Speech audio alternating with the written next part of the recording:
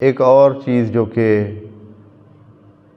انسان چاہتے ہیں وہ یہ ہے کہ اپنے دشمنوں پہ کیا آئیں؟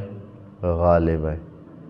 ہاں، دشمنی جو ہے یہ تو انسانی زندگی کا حصہ ہے، یہ دشمنیاں بنا کے رکھتے ہیں انسان، ہاں، فلاں کے ساتھ اور پھر دشمن تو یہ ہوتا ہے انسان چاہتا ہے کہ اس کا نقصان ہوتا رہے، ہاں، کوئی اس کو چلے نقصان نہ ہو تو کم از کم یہ ہے کہ یہ کامیاب ہونا چاہتا ہے، اپنے مخالف پر کامیاب ہونا چاہتا ہے۔